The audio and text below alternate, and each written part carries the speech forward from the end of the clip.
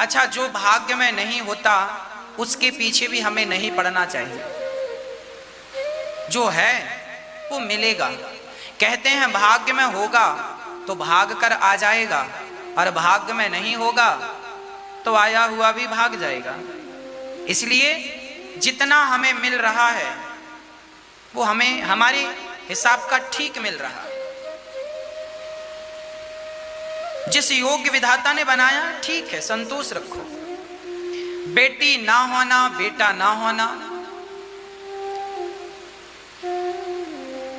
लोग बहुत रोते हैं, महाराज जी हमें बेटा नहीं है, महाराज जी हमारी बेटी नहीं है। अरे जो है उसमें संतोष क्यों नहीं रखते? एक मैया बोली, महाराज जी हमारी 4 बेटियां हैं, एक बेटा हो जाए तो अच्छा है।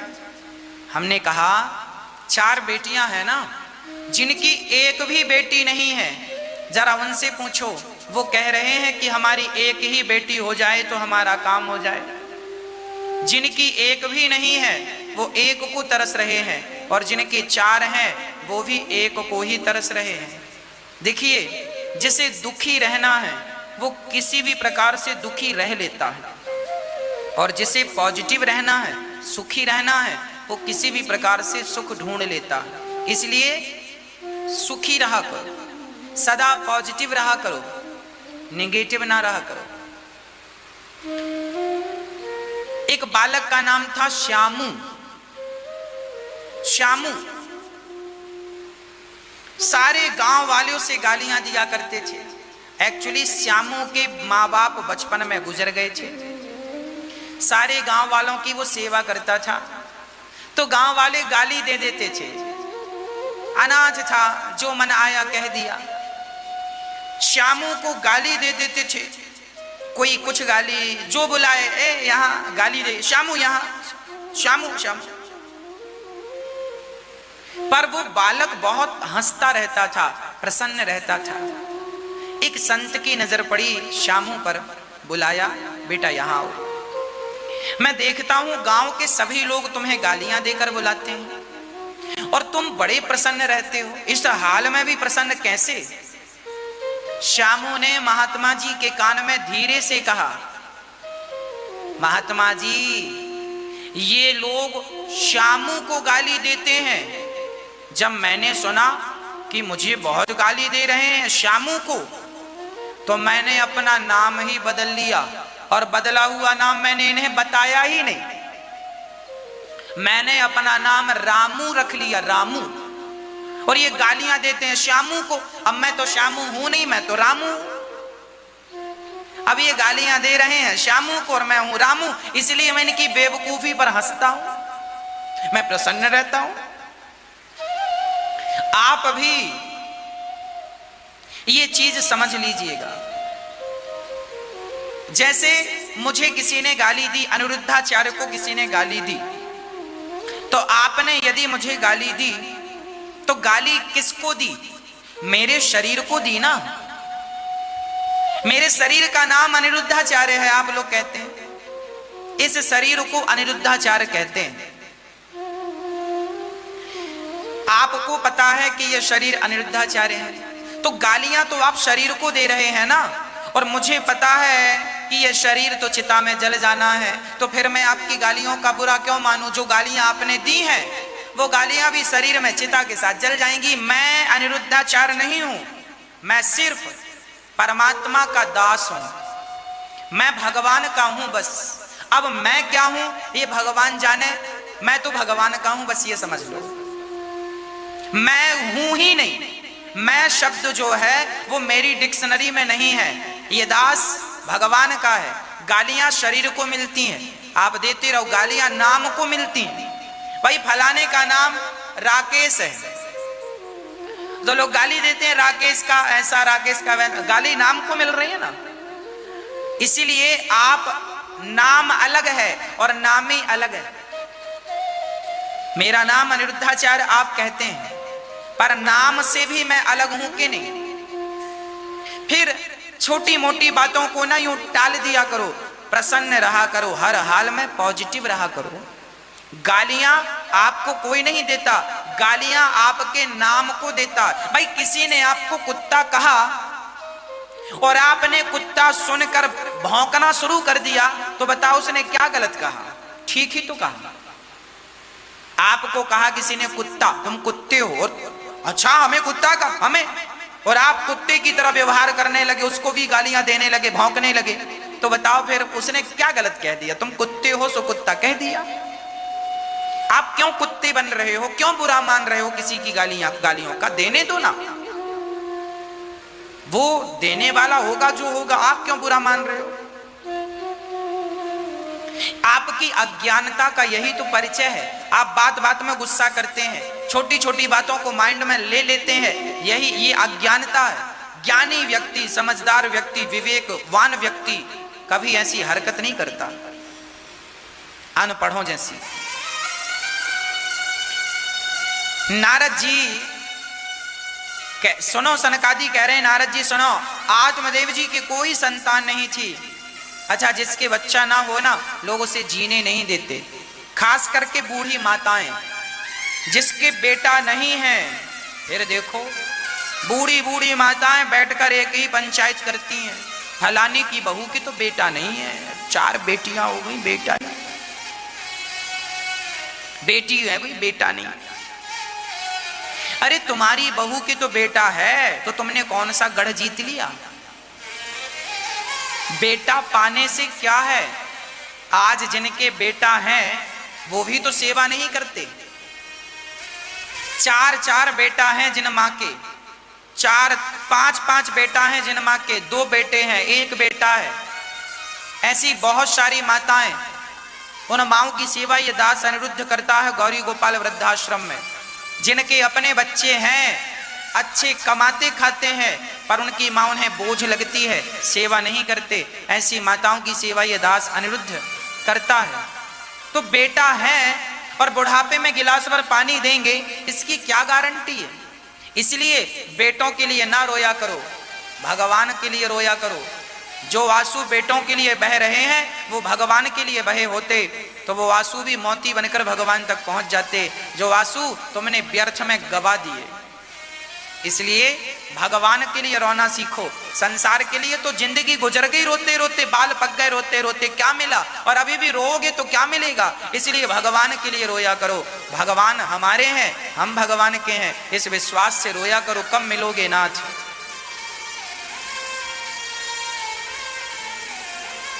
प्रिय भक्तों, आत्मदेव जी महाराज का जब पुत्र नहीं हुआ, संतान नहीं हुई, हम कहते हैं भगवान को बेटा माना करो। जिनके बेटा नहीं है उन पर भगवान की विशेष कृपा है। भगवान उन्हें संसार में उलझाना नहीं चाहते, इसलिए वो सबसे आजाद हैं। भगवान का चिंतन किया करो, हर हाल में प्रसन्न रहा करो। बेटा नहीं है मत रोइए, भगवान तो बेटे हैं आपके, भगवान को बना लो अपना बेटा। हम आपके बेटे हैं, हमें बना लो अपना बेटा। यहां गौरी गोपाल वृद्धाश्रम में माताएं जो रहती हैं, उन्होंने हमें जन्म नहीं दिया, पर फिर भी हम उन्हें अपनी मां मानते हैं और वो हमें अपना बेटा मानती हैं। जब उन्होंने हमें अपना बेटा मान लिया, तो आप बेटे के लिए क्यों रोते हैं? भगवान को बेटा बना लो, दास आपका बेटा है। हम सब ये ना सोचें कि हमारे पास ये नहीं है, ये सोचें कि भगवान ने हमें कितना कुछ दिया है। ये शरीर दिया है, क्या यही कम है? क्या ये जोड़ने को 2 हाथ दिए हैं, क्या यही कम है? क्या देखने को आंखें दी हैं, क्या यही कम है? बोलने को वाणी दी है, क्या यही कम है? सुनने को कान दिए हैं, क्या यही कम है? चलने को पांव दिए हैं, क्या यही कम है? फिर भी रोते हो कि बेटा नहीं है। मीराबाई को भी कोई बेटा नहीं था, यशोदा मैया के भी कोई बेटा नहीं था। यशोदा ने कृष्ण को अपना बेटा माना, और मीराबाई के तो कोई संतान नहीं थी, उन्होंने कृष्ण को अपना माना। अमर हो गई, उसके बेटा नहीं था, फिर भी वो अमर है, और तुम्हारे बेटा है, फिर भी कौन पूछता है? तो बेटों से कोई महान बनता होता तो बहुत सारे बेटा पैदा कर लेते, पर बेटों से महान नहीं बनते। मेरी माँ, भगवान का भजन करके, भगवान को प्राप्त करके व्यक्ति महान बन जाता है। मीराबाई महान बन गई। मेरे तो गिरधर गोपाल दूसरों ना कोई, वो रोती थी पर भगवान के लिए रोती थी। आप और हम रोते हैं, बेटा बेटी के लिए रोते हैं, यही तो विडंबना है। श्री आत्मदेव जी घर छोड़कर निकल गए। रास्ते में एक संत मिले। संत ने कहा, क्यों रो रहे हो? कथम ब्रह्मन दीन मुखः कुतश्चिंतातुरो भवान त्वरितम गम्यते कुत्र कुतश्चागमनम तब। क्यों रो रहे हो? महाराज मेरे कोई संतान नहीं है। संत ने को फल दिया, बोले बेटे के चक्कर में ना पड़ना, और फिर भी तुम जिद कर रहे हो तो यह फल पत्नी को खिलाना, बेटा होगा। आत्मदेव जी दौड़कर पत्नी के पास गए। लो संत जी ने फल दिया है, खा लो। धुंधली ने फल खाया नहीं, गाय को खिला दिया, और गाय ने एक सुंदर से बच्चे को जन्म दिया। धुंधली ने अपनी बहन का बेटा खरीद लिया, नाम रखा धुंधकारी। और धुंधकारी अब बड़ा दुष्ट हुआ, और गौकर्ण जी गाय का बच्चा हुआ बड़ा सज्जन, बड़ा संस्कारी, नाम रखा गौकर्ण। धुंधली ने बहन का बेटा पैसा देकर खरीदा, सो नाम रखा धुंधकारी। अब धुंधकारी जब बड़ा हुआ तो अपने पिता की पीठ में 2 लाठी जमाया, बोले पैसे निकालो। आत्मदेव जी रोने लगे, हे विधाता, जब बेटा नहीं था तो भी रोना पड़ा, और आज बेटा है तो भी हमें रोना पड़ रहा है। क्या बताएं, इस संसार में हम सबको रोना तो देखो पड़ता ही है। अच्छा, जब हम रोते हैं तो हम दोष देते हैं किसी को। आत्मदेव जी अब रो रहे हैं, बेटा, संत ने कहा था बेटे के चक्कर में ना पड़ो, पर नहीं माने, बेटा दो बेटा दो। एक आदमी, उसके बेटा नहीं था तो उसने एक बेटा गोद ले लिया। अनाथ आश्रम में जाकर एक बच्चा गोद ले आया, सारी संपत्ति उसके नाम कर दी, और सारी संपत्ति उसके नाम की। तो वही बच्चा अब अपने बाप को लाठियों से मारता है, बाहर निकालता है। बूढ़ा आदमी रोता है, बेटे ने मार दिया, बेटे ने निकाल दिया। तो हमने कहा तुम्हारा ही बेटा है? बोले ना, गोद लिया था। हमने कहा क्या जरूरत थी गोद लेने की? यदि गोद ना लिया होता तुमने बच्चे को तो क्या इतना कष्ट उठाना पड़ता? बोले नहीं। हमने कहा भगवान ने तो तुम्हें सुखी ही भेजा था, पर तुम जबरदस्ती अपनी बुद्धि लगाकर दुखी हो गए। अरे जो संपत्ति बेटे को दी वही संपत्ति दान पुण्य में लगाया होता तो आपका धन आपके साथ वहां तक जाता। बना लिया तुमने बेटा, अब रो इसके नाम पर। अब तुम्हारे दुख का जिम्मेदार कोई नहीं है, अब रोइए तुम इसके नाम पर, रोते रहो, कोई आंसू पहुंचने वाला भी नहीं मिलेगा। बिना विचारे जो करे सो पाछे पछताए, काम बिगाड़े आपनो जग में होए हंसाए। हाँ, आज आप किसका भरोसा करेंगे? खुद का जाया हुआ बेटा तो साथ देता नहीं है, भला और किसकी आप गारंटी लोगे? इसलिए आत्मदेव जी रोने लगे। तब गौकर्ण जी ने उन्हें समझाया, पिताजी मत रोइए, पिताजी न देना दोष किस्मत को, किसको दोष दोगे? ये विपत्ति जो आई है, न देना दोष किस्मत को, विपत्ति तो सब पे आती है। न देना दोष किस्मत को, विपत्ति तो सब पे आती है। क्या बताएं, ये जो विपत्ति है ना, ये सब पे ही आती है। हाँ, ये सब पे आती है विपत्ति। किस पर नहीं आई? आप पर भी विपत्ति आएगी, हम पर भी आएगी। कौन है जिस पर विपत्ति ना आई हो? विपत्ति सब पे आती है। इसलिए जब आत्मदेव जी पर लाठियां बरसाई उनके अपने बेटे ने, तब गौकर्ण जी समझा रहे हैं, पिताजी क्यों रो रहे हैं? विपत्तियों के कारण। तो विपत्तियां सब पर आई हैं। कुछ लोग ऐसे होते हैं जो विपत्तियों के आने पर और मजबूत हो जाते हैं, और कुछ लोग ऐसे होते हैं जो विपत्ति के आने पर समाप्त हो जाते हैं। इसलिए विपत्ति आएगी, विपदा संतु नः सस्व तत्र तत्र जगत गुरु। माता कुंती ने भगवान से विपत्ति मांगी, हे विधाता मेरे सिर पर विपत्तियों का पहाड़ टूट पड़े। क्यों मां विपत्ति क्यों मांग रही हो? बोले जब जब विपत्ति आई तब तब प्रभु आपका दर्शन हुआ है, और जब जब जीवन में सुख आया है तब तब मैं आपके दर्शन से वंचित रह गई हूं। ऐसे सुख पर पत्थर पड़े जो कृष्ण हृदय से जाए, और बलिहारी व दुख की जो पल पल नाम जपाए। हाँ, हमें ऐसा सुख नहीं चाहिए, हमें दुख चाहिए जिसमें कम से कम आपका स्मरण होता रहे, आपका चिंतन होता रहे। प्रिय भक्तों, श्री गौकर्ण जी ज्ञान दे रहे हैं अपने पिता आत्मदेव जी को। सुनिए, पिताजी, देहेश्चिमांस रुधिरे विमतिम त्यजत्वम जाया सुतादिषु सदा ममतां विमुञ्च्य पश्या निशम जगदिदं क्षण भंग निष्ठम वैराग्य राग रसिको भव भक्ति निष्ठा। हमारा जीवन सेवा में लगे। हम अभी एक दिन हम मछलियों को दाना डाल रहे थे नदी में। एक बार हम एक नदी में गए, वहां हम मछलियों के लिए दाना डाल रहे थे। तभी किसी ने हमसे कहा कि महाराज जी, हमारे हाथ में क्या है? बिल्कुल सच्ची घटना बोल रहा हूं, आप सुनिएगा। एक बार मैं मछलियों को दाना डाल रहा था, तभी एक सज्जन ने मेरे से कहा, महाराज जी हमारे हाथ में क्या है? हमने कहा देखो,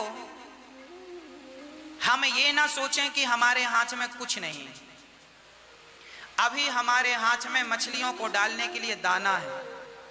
दाना है तो दाना डाल लो। तुम कहते हो हमारे हाथ में क्या है, सब भगवान के हाथ में है ना, तुम्हारे हाथ में भी कुछ है। तुम किसी के आंसू पहुंच सकते हो, ये तुम्हारे हाथ में। हाँ, तुम किसी के आंसू पहुंच सकते हो, ये तुम्हारे हाथ में है। तुम किसी को भोजन करा सकते हो, ये तुम्हारे हाथ में है। तुम किसी को प्यासे को पानी पिला सकते हो, ये तुम्हारे हाथ में है। तुम किसी रोते को हंसा सकते हो, ये तुम्हारे हाथ में है। तुम किसी को सहारा दे सकते हो, ये तुम्हारे हाथ में है। ये तो बहाना है कि हमारे हाथ में कुछ नहीं है। अरे जो नहीं है तुम्हारे हाथ में उसकी परवाह ना करो, जो तुम्हारे हाथ में है उसका सदुपयोग कर लो। बस जो है उसका सदुपयोग।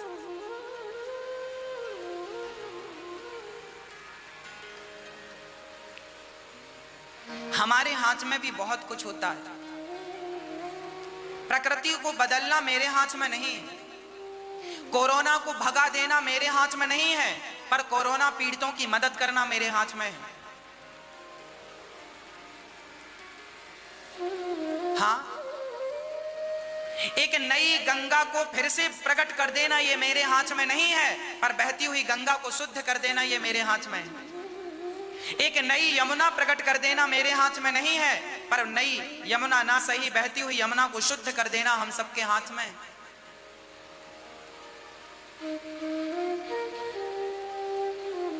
जो हमारे हाथ में है हम वो तो करें।